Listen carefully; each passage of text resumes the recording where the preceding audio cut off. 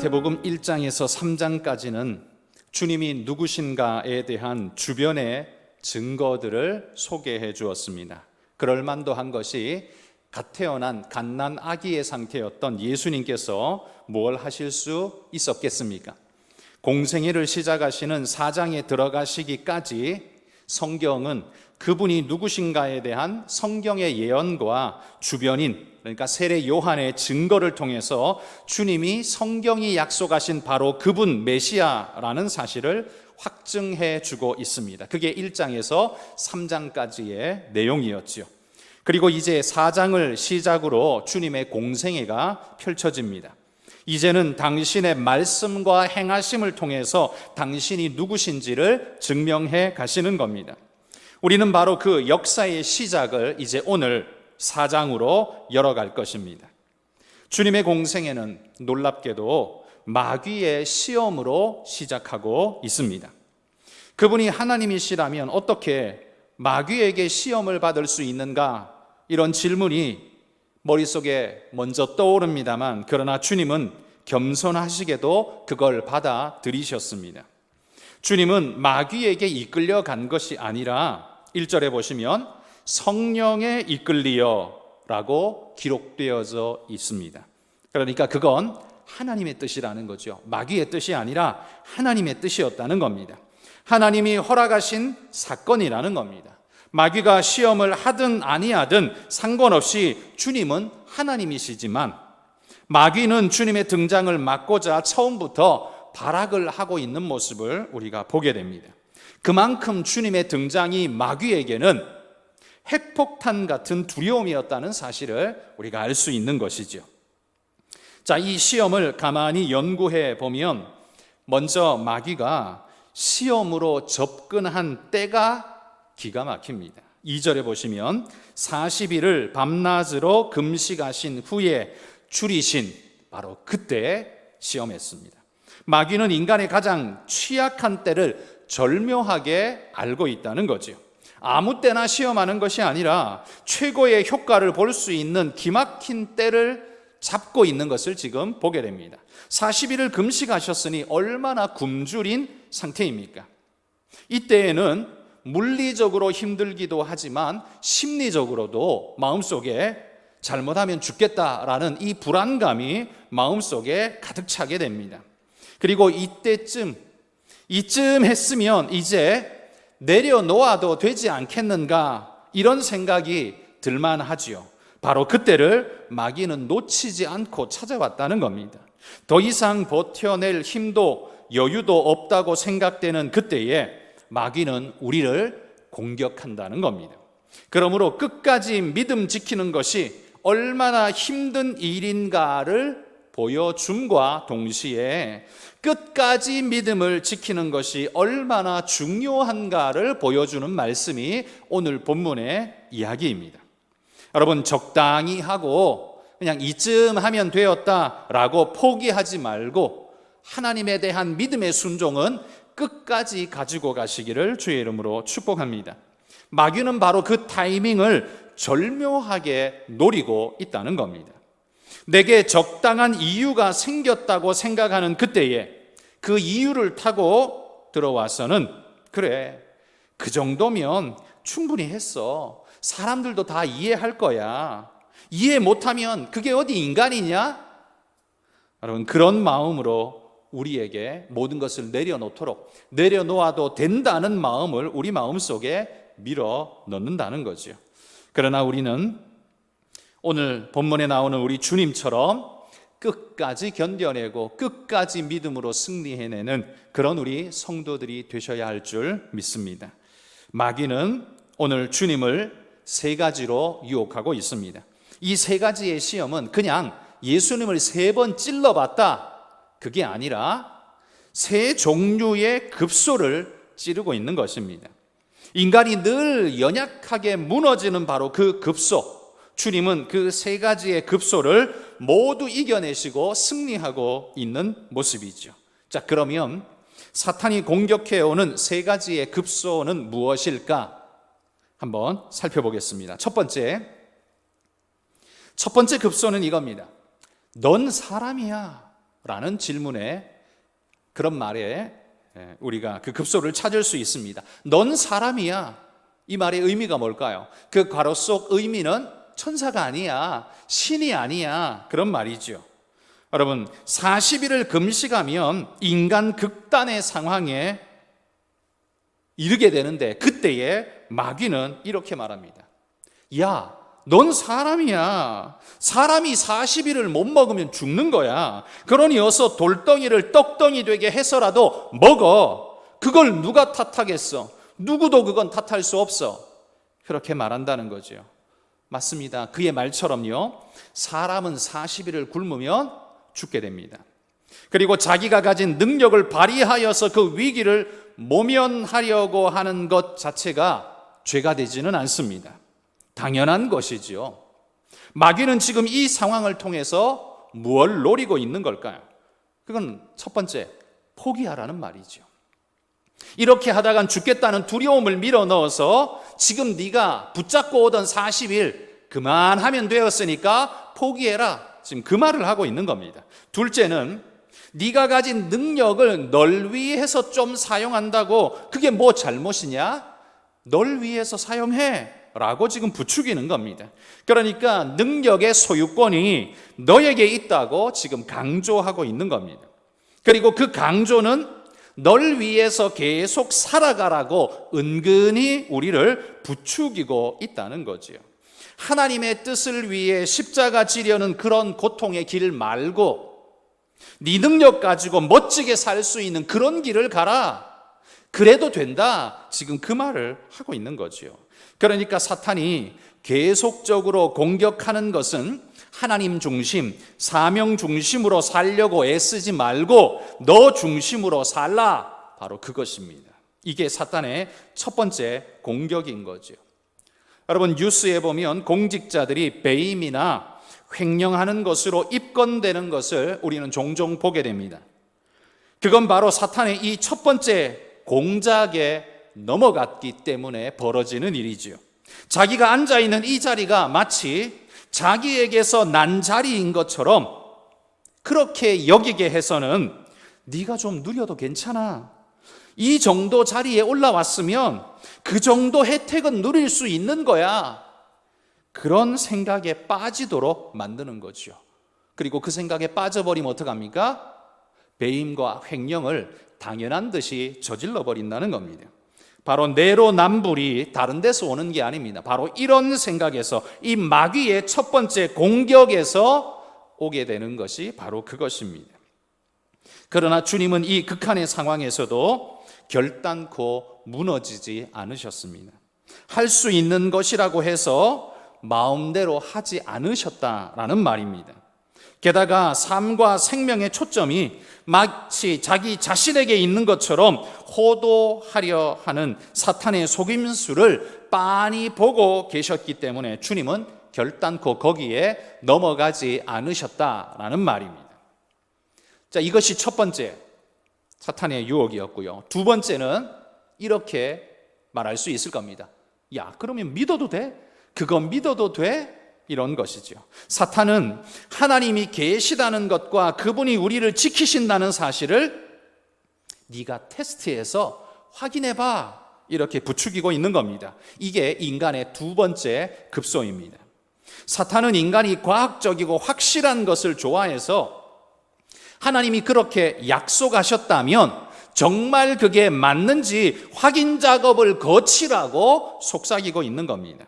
하나님의 약속을 테스트해 보라는 거죠. 참인지 거짓인지 확인해 봐야 한다는 거죠. 그냥 덥석 믿으면 안 된다라고 부추기고 있는 겁니다.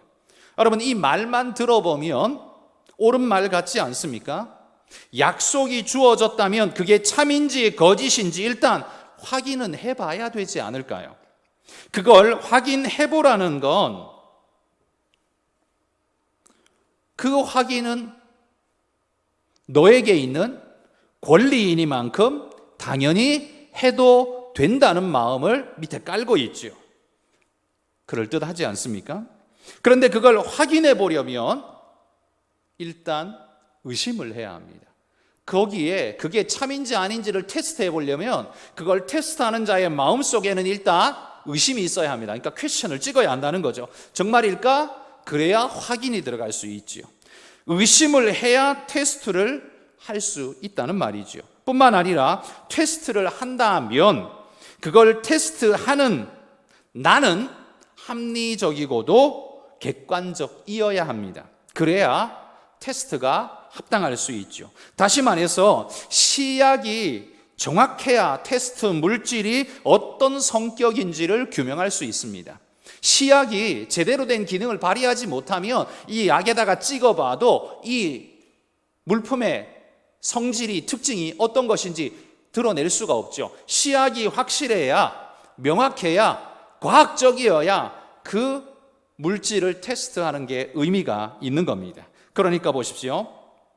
사탄의 이 두 번째 시험은 참으로 교묘한 것입니다. 첫 번째는 뭐가 교묘하냐?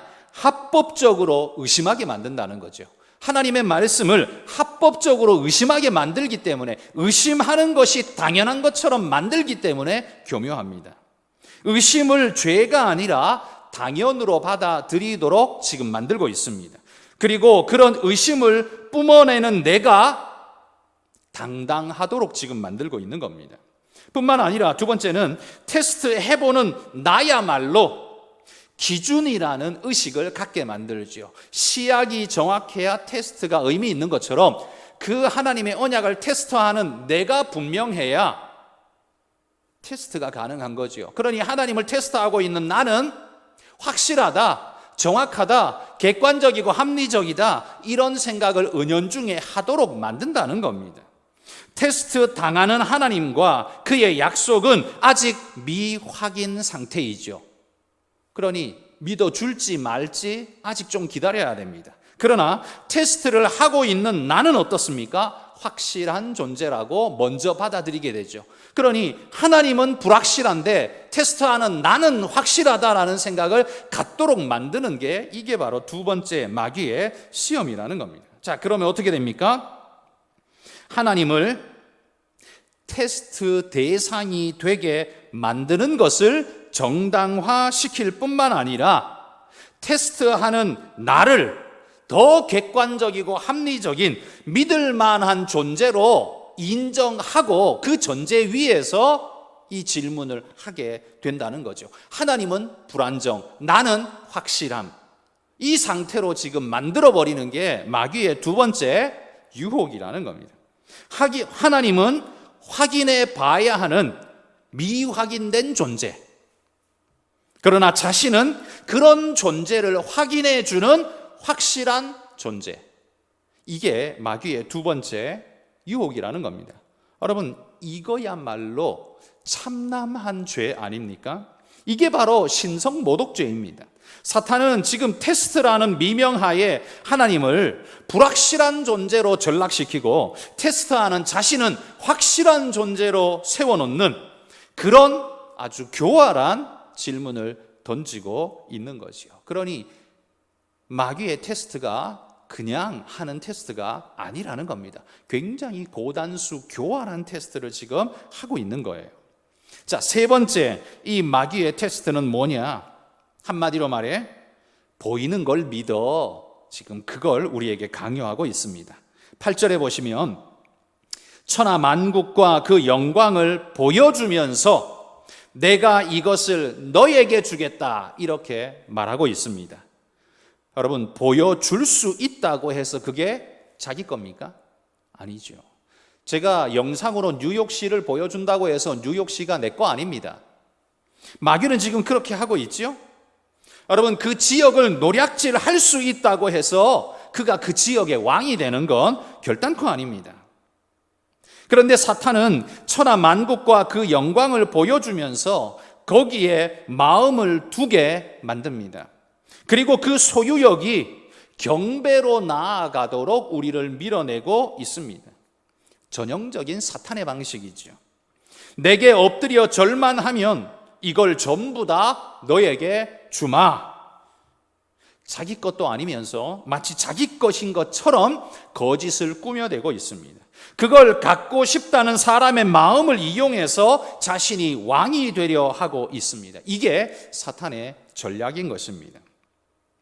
지금 세 번째 유혹을 하고 있는 사탄의 전략의 핵심이 뭡니까? 사람의 마음에 보이지 않는 하나님을 믿으려고 덤비지 말고 보이는 것을 믿어라. 지금 그렇게 우리에게 부추기는 겁니다. 그게 현명한 일이다 라고 지금 말하고 있는 것이지요. 이 명제는 물리적 세계에서는 현명한 생각으로 받아들여질 수 있습니다. 그러나 보이지 않으시는 하나님이 진짜 존재하신다면 그 명제는 거짓이 되고 말지요. 여러분, 오히려 주님은 이 유혹에 이렇게 답을 하셨습니다. 주 너의 하나님만 경배하고 다만 그를 섬기라.